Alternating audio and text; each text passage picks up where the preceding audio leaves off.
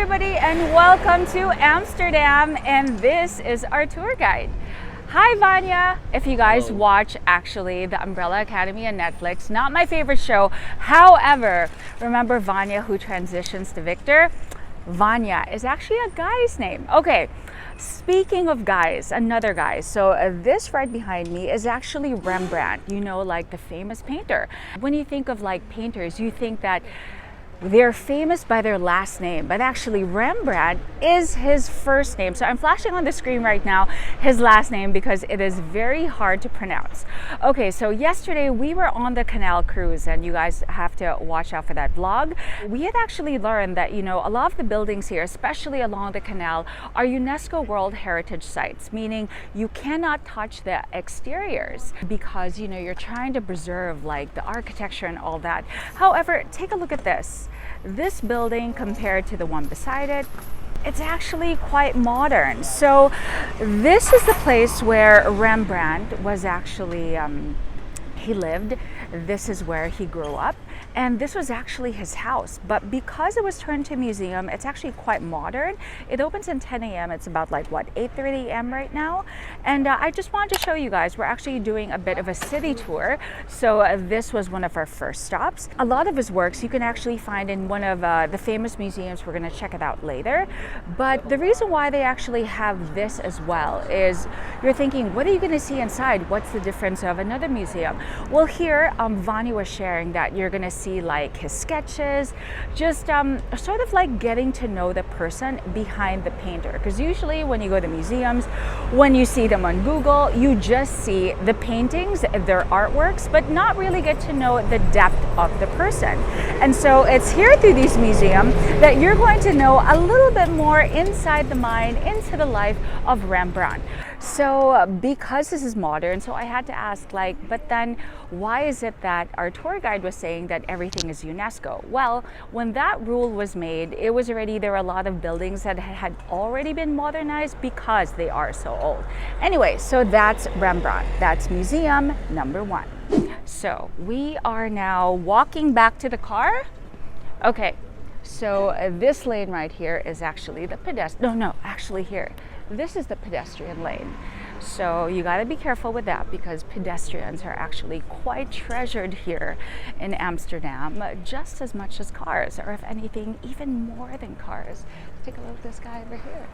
Very nice.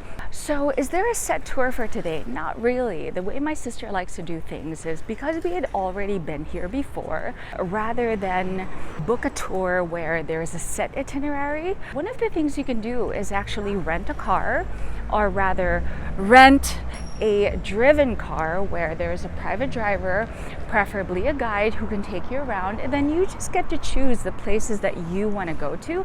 That way you're in control, you're in control of your time and whatnot. And so that is what we're doing today.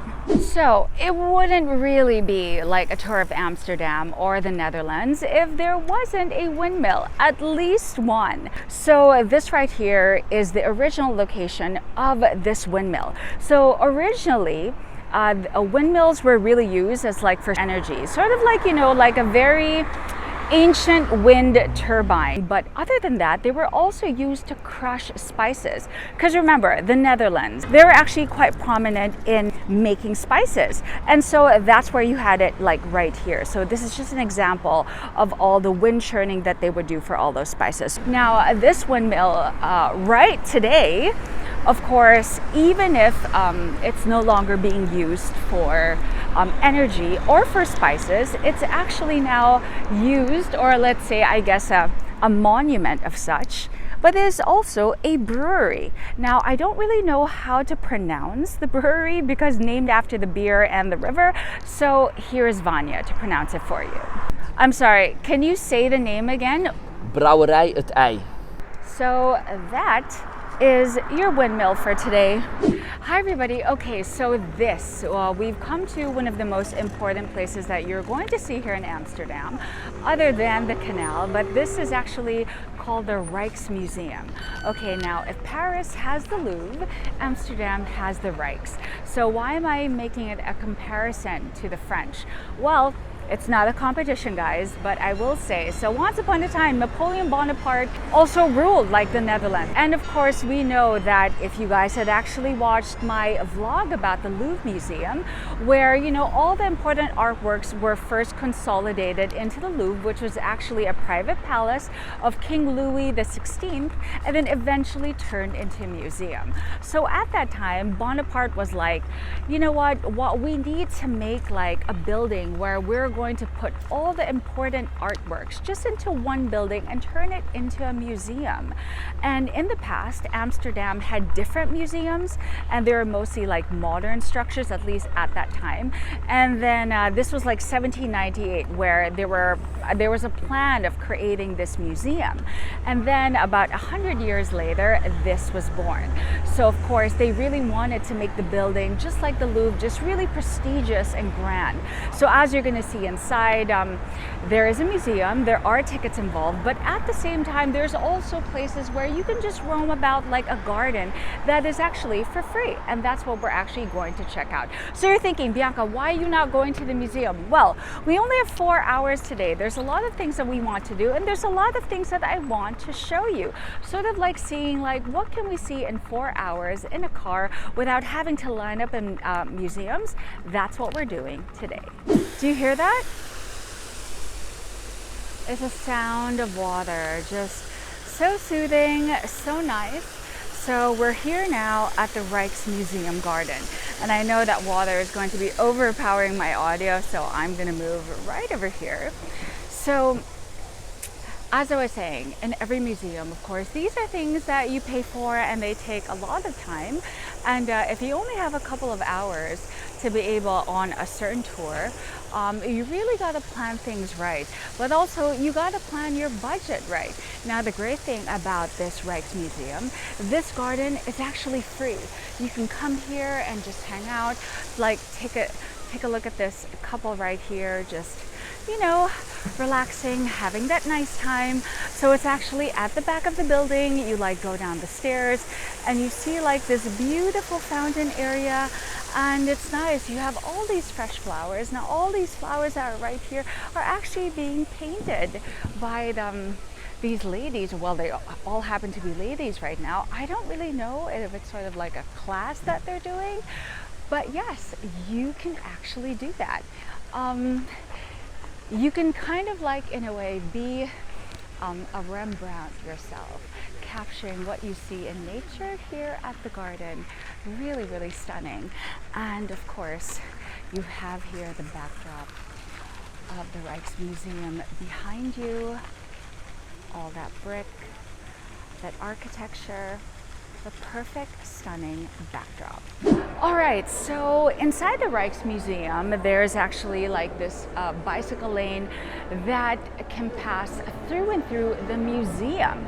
Okay, so obviously it's beautiful architecture, as you can see here, all these columns, all these arches, very stunning Gothic architecture. So you're thinking like, damn, but what if it goes on fire? What if there's an earthquake? Like, because we know that inside the Rijksmuseum is the most important art piece, which is the Watchers, or the Watcher by Rembrandt.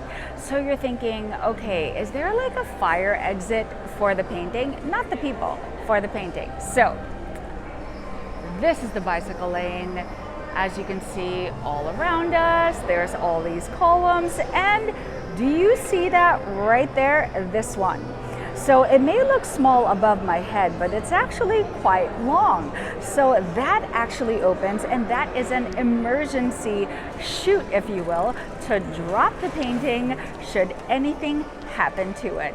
Isn't that cool? It's sort of like, forget the people, but the painting. So that's a little fun fact for you. Now, I think Vanya wanted to make sure to tell you guys that technically he's not really a tour guide, he's more of a driver, which is for the most part when you do these private tours, if you will, where my sister likes to rent a car for about either 4 or 8 hours.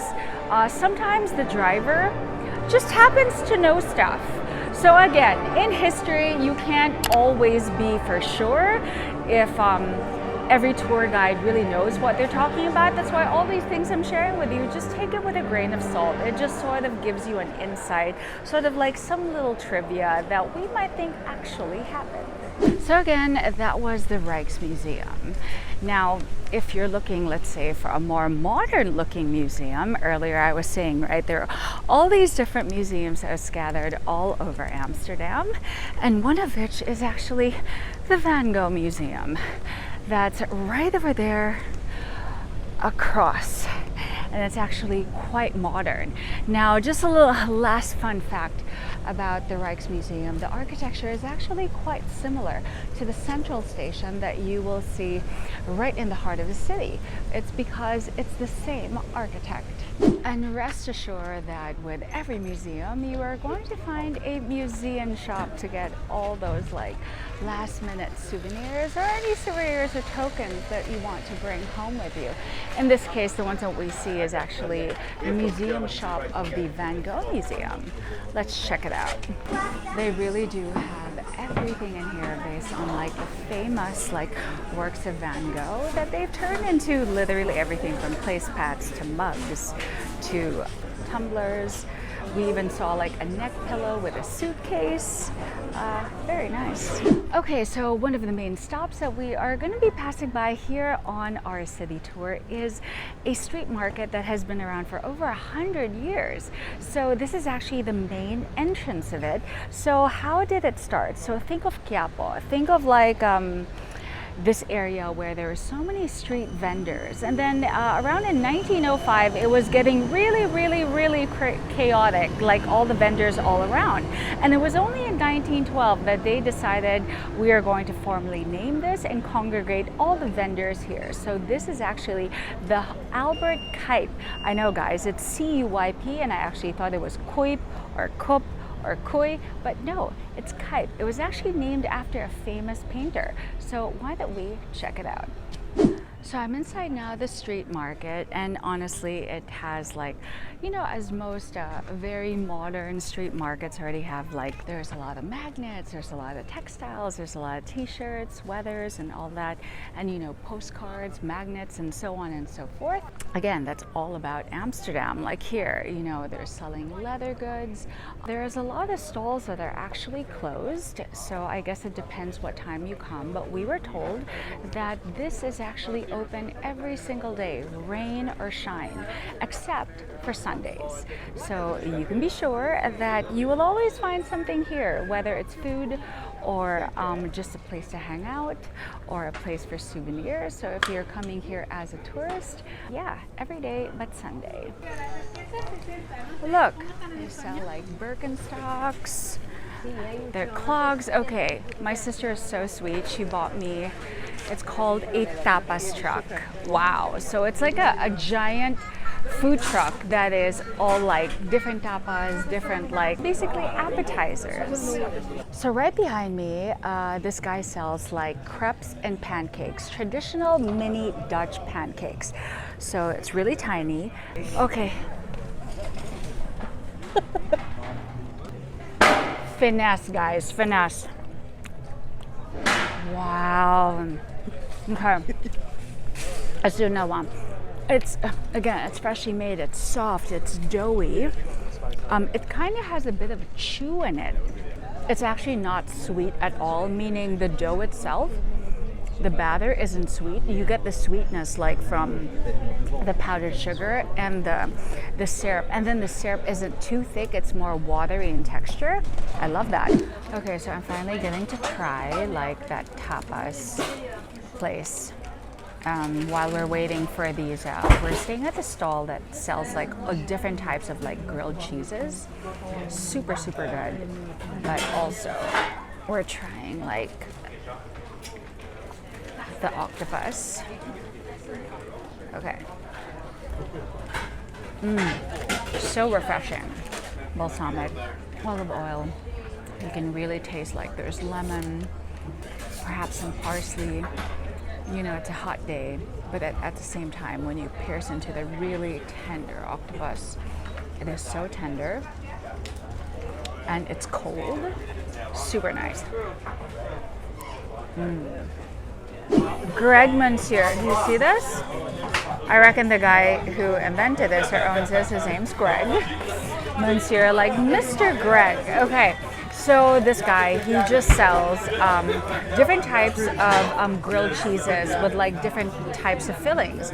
So, you know, you have your meats, of course you have your classic just like grilled cheese, and it's like really thin bread that's just like pressed, and the guy's selling. I really want to show him because, do you hear that reggae music in the background?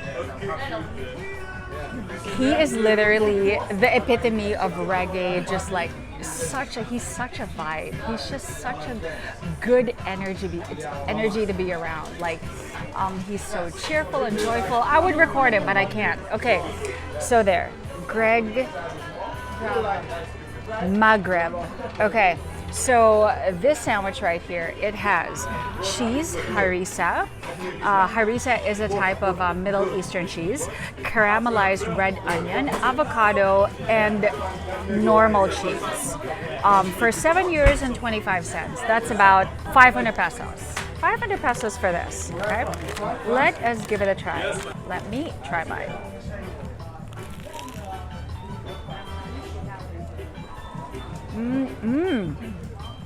Oh wow, okay. I actually like that. It's thin bread, like damn, that is spicy. So I reckon that there is a cheese in here that actually has some chili in it. I love that. It has a kick. The sweetness from the caramelized onion is very mild. That's the first thing that you bite into. And then I have yet to try the avocado, but like, it's spicy. The thing is, you can see the avocado, but avocado, we know, doesn't really have a lot of taste. It's more of a texture thing, more like a spread, like a pate, if anything. That's good. Wherever that spice is coming from, it's hot. Surprising. I think what makes it hotter is because, according to ingredients, there is no chili, but so I wasn't expecting it, but it is a nice punch. Really nice. Okay, before she gets too far, so here, these are the stairs. You can actually see it's a long way up. It's a really long way up, but I'm going to show you. Okay, so in the back right there, we are actually surrounded by a lot of things. As we're making our way up, it's sort of like bleachers to see like the whole of the city. So here in the back, you see that ship. So earlier I was telling you that the Dutch, you know, they were part of the spice trade. They brought in a lot of spices that were churned in those windmills. And of course, they were explorers. And this is an example of a galleon ship. This is an exact replica of the galleon ship that had traveled, you know, East India, if I think that's right. But anyway, the spice trade made their way into Indonesia, voila. And then that is the Maritime Museum. So that's like one whole. Okay, and then one more other thing that is interesting to know. If you notice, the whole city, as we were driving around, it's filled with canals, right? Everywhere. Now, once upon a time, Amsterdam actually used to be a walled city. That's right. So if you would think that Amsterdam is sort of like, let's say, a castle or a fortress, and it is surrounded by walls. They actually tore them down, but what is the point of the canals? The canals, all these waters actually, it's kind of like a castle and there's a moat. You know when you kind of like see a fortress or a castle and there's water all around?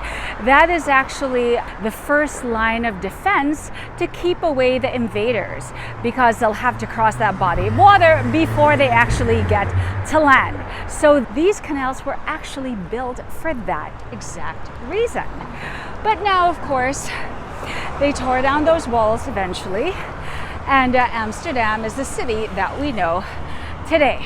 So that's it, folks. That's actually our last stop for our private city tour of places that we chose to go to and check out, and now sharing with you.